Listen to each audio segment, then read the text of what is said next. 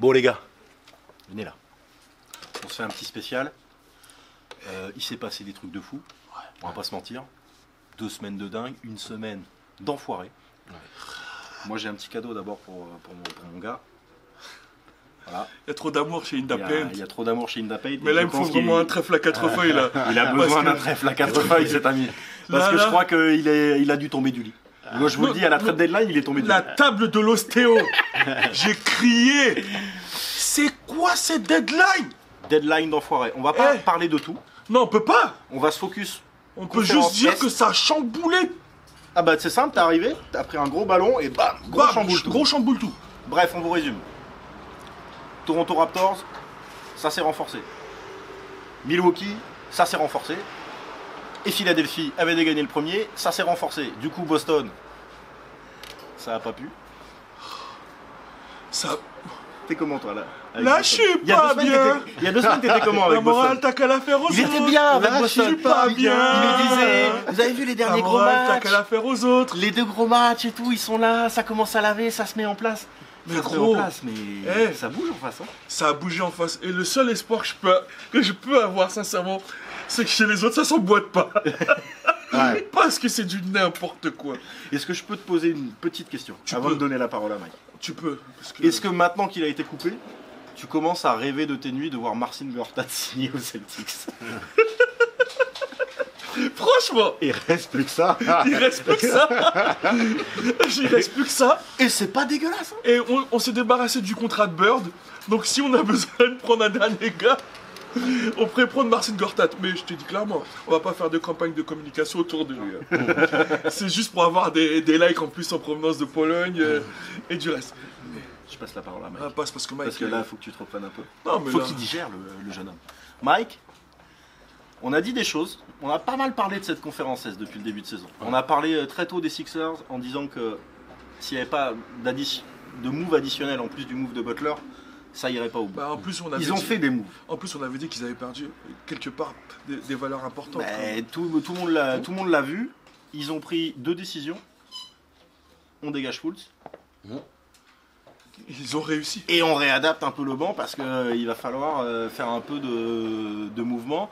Et ils ont surtout après été chercher un gros 4. Qu'est-ce que tu penses toi de ces moves de Philly? Donc on résume l'arrivée de Tobias Harris. Il y a pas mal d'échanges en face, mais ils ont quand même pris Tobias Harris. Il y a Shamet dans le trade. Ils ont pris Boban aussi. Hein. Ils ont pris Boban Marjanovic dans ce trade. Et ils ont envoyé donc Shamet, Wilson Chandler, ton grand ami. Ouais. Et Mike Muscala. Ouais, alors là c'est la larme à l'œil. Muscala qui aura même pas le temps d'enfiler la tunique, il est déjà reparti aux Lakers. Mais bon, on en parlera plus tard. On en parlera plus tard. Ces trades pour les Sixers, tu vois ça comment? Très bien. Très bien. Et on l'a dit très tôt, on ne s'est jamais défilé par rapport à ça. Tant qu'ils n'ont pas un poste 4 dominateur, c'est dead. Ils ont un poste 4 dominateur, c'est bon, c'est bon. Maintenant, ils y sont. On va pas se mentir non plus, dire que le jeu est équilibré. Ils ont des forces à tous les postes. Ils ont 5 mecs dans le 5 de départ qui peuvent mettre 20 points. C'est des tueurs, eux tous. Et ils ont récupéré une petite extra piste. Simmons, Jonathan Simmons, qui du banc, je pense, peut être la bonne plus-value de cette équipe. Moi, je voyais éventuellement... Athlétiquement parlant, c'est très fort. C'est un malade. J'aurais bien vu D-Ross éventuellement. À mon avis, ça pouvait pas partir. Terrence Ross, Terrence Ross qui est lui aussi bon à 3 points. Ouais. Je pense que c'est un bon pick. C'est un très bon. Là, franchement, ça s'est mis en place pour les Sixers. Tu es d'accord ou pas? Non, ça s'est mis en place. Tu flippes ou pas par rapport aux Sixers? Non. Ok. Non, je flippe moins par rapport aux Sixers. Ce monsieur est bostonien, si vous me le savez. Ouais, ça, c'est clair, même si je porte pas les couleurs. Si. Les Sixers me font moins flipper que les autres franchises. Voilà, excuse-moi alors. Moins que Toronto, moins que Milwaukee. Pourquoi? Parce que il va avoir une guerre de caractère. Toi, tu penses que ce vestiaire est ingérable? Ce vestiaire est fragile. Il peut exploser. C'est sur ça que mon doute tu mets ton bémol. Voilà, mon bémol sera sur ça. Mais sinon, sur le papier, c'est juste... Waouh, c'est flippant. Moi, Tobias Harris, je pense que du bien de ce gars-là. Je crois qu'on est d'accord pour dire que c'est un des 4 les plus sous-cotés de la ligue. Il a prouvé cette année. Il était irrégulier auparavant. Et là, il a prouvé à certains niveaux aux Clippers. J'ai été même surpris. Sincèrement, j'ai été surpris qu'il soit tradé. Et le gars sort quand même par la grande porte. Il met le game winner. Et il s'arrache. Et t'es tradé. On s'appelle pas Harrison Barnes, ça. On continue. Et là, je pense que c'est le moment où tu as créé cette nuit. Marc Gasol. On est en 2019, les gars. Les amis, et il n'y a plus de Gasol dans la rotation des Grizzlies. Les amis, moi je comprends pas. Voilà, je reviens de blessure, cheville, mon tendon inflammé. Je vais voir mon ostéopathe, tac, tac, tac, tac, tac. Il appuie à peine. Je suis avec mon téléphone tranquille, à l'aise. Il appuie. Ah! Il me dit, mais je t'ai pas appuyé. Je dis, non, Marc Gasol, il a signé. Et il a pas signé aux Hornets. On parlait beaucoup des Hornets. On avait même mis une petite pièce à Boston. Les Hornets laissent. Mais là, cette signature, ça, franchement, si je la compare, c'est un peu le même type de signature que Pau Gasol aux Lakers. J'ai dit, ça c'est un cadeau empoisonné, ça, pour Boston. Il aurait fallu, moi, pour vraiment aller dans ton sens, il aurait fallu qu'il y ait un troisième frère Gasol ou le fils de Pau qui arrive dans la ligue pour qu'il soit dans le trade. C'est ça. Mais du coup, dans la hiérarchie, ça me fait peur. Ça fait peur et puis ça prend de la place. Ça prend beaucoup de place. Toronto, moi je crois qu'il a un peu plus de doutes que toi et on en a parlé un tout petit peu avant de réquer et je suis assez d'accord avec Mike.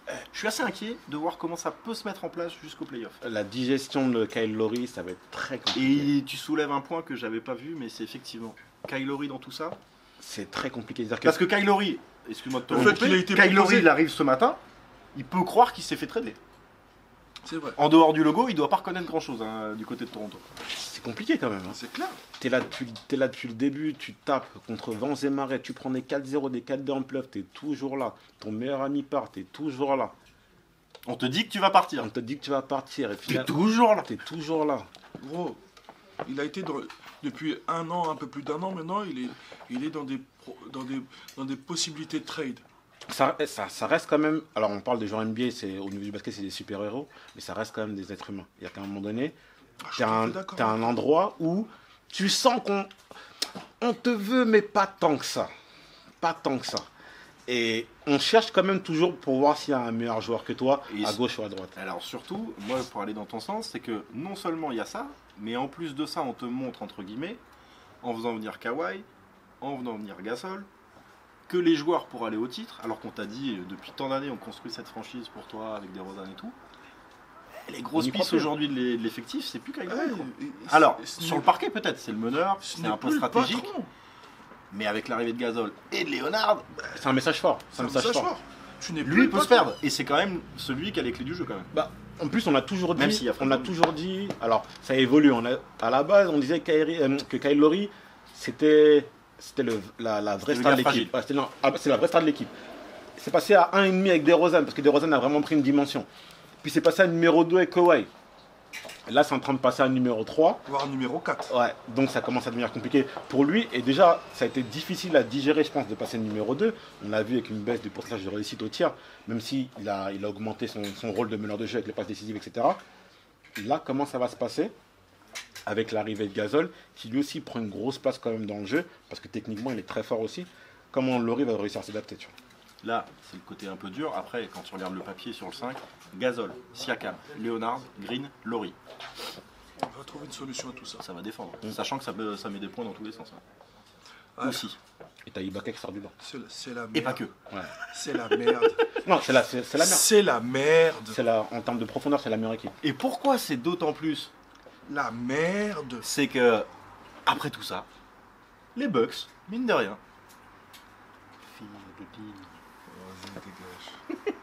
Mirotic. Tout le monde pensait voir éventuellement Anthony Davis bouger. Anola, c'est Mirotic qui a bougé. C'est Mirotic qui a bougé.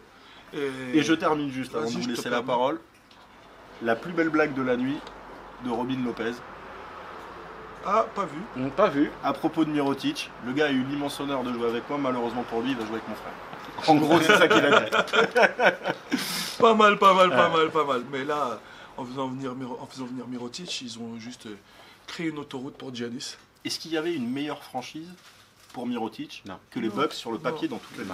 Non. Sur toute la planète. En rapport temps de jeu et objectif collectif, c'était la meilleure opportunité pour lui. Parce qu'il va jouer. Ils ont sorti tous les ton makers, tout ça, on sort. T'auras du temps de jeu. Et en plus de ça, t'auras une demi-finale de conf ou une finale de conf à la fin de l'histoire. Je pense que d'où il part, de la droite de Portis jusqu'à après il est parti à la Nouvelle-Orléans, et là tu reviens au buzz comme ça, je pense quand même que Mirotic a passé un cap quand même par rapport à sa carrière. Et du coup, rien qu'avec cette addition-là, pourquoi ça change tant de choses que ça et pourquoi les Bucks peuvent être encore plus forts? Je vais essayer de répondre clairement. Pour moi, Lopez, c'était une très bonne addition offensive, très mauvaise défensivement. Pour Mirotic, il n'est pas super fort défensivement non plus, mais c'est moins un problème que Brook Lopez en playoff. Tu veux dire quoi? Tu veux dire que c'est plus associable avec Giannis à l'intérieur, par exemple? C'est pas vraiment associable dans le sens où ils sont pas forcément archi complémentaires, mais ils vont avoir moins de problèmes à résoudre défensivement que pouvait avoir justement Brook Lopez, qui était vraiment, c'est un poteau en défense. Parce qu'il est plus mobile. Voilà, parce qu'il est plus mobile. Et je pense que justement, ce qu'il essaie de faire à Milwaukee, c'est faire passer un petit peu en faux 5 vers un joueur qui joue partout. Giannis, on parlait de basket total que LeBron essaie de faire, ce qu'il essaie de faire à Milwaukee. Et justement, avec Mirotic, il rentre vraiment dans le basket total. Et justement, ça donnerait une option différente de Brook Lopez, qui est lui justement un joueur un peu plus compliqué à bouger. Du coup, la lecture elle devient beaucoup plus compliquée. Ah, tu vois ça comme ça, toi? La lecture devient beaucoup plus compliquée. Il y a de l'espace à Giannis là-bas? Non, il y a de l'espace pour Giannis, et Giannis a une qualité de passe quand même. Donc quand il va faire des kicks, et s'il peut pas aller au panier, il a 4 spots. Middleton. Il a 2 spots à 0, 2 spots à 45. Fais ton choix. Allez, on va dire un spot à 45 et un spot à 90 degrés. Ils ont fait une très belle addition. Franchement, ils ont fait une très belle addition. Maintenant, comme Mousse disait, c'est qui va réussir à faire prendre la meilleure mayonnaise. Parce que là, Philly ont quand même un gros casse-tête à résoudre. Pour moi, Simmons est la clé du problème, du casse-tête. Milwaukee a peut-être un peu moins de problèmes, mais a peut-être un peu moins de marge aussi offensivement que Philly. Toronto, c'est peut-être plus l'ambiance générale qui va peser sur les têtes des gens, le nuage noir qui pèse au-dessus de Toronto, et Boston qui n'a pas bougé, donc finalement qui attend un petit peu l'erreur de l'un ou de l'autre pour pouvoir se faufiler, quoi. Juste pour terminer, ils sont 4. Vous voyez qui? Il m'en faut 2 en finale. Si tu dois enlever 2 franchises là aujourd'hui, t'enlèves qui? Bon, sachant que j'imagine que les Celtics pour toi sont en finale de conf. Celtics, je garde les Celtics. Contre qui? Toronto. Philly Toronto. Ah ben, c'est Mike. C'est la vie d'Inda Payne. Maintenant, vous avez le droit de nous donner le vôtre. On termine juste avec une petite dédicace particulière pour Nick Stauskas et Wayne Baldwin-Wilford, qui viennent de vivre la semaine la plus dingue de NBA. 3 trades, franchement, et ils se sont fait couper. La vie en NBA, elle est dure, c'est sale.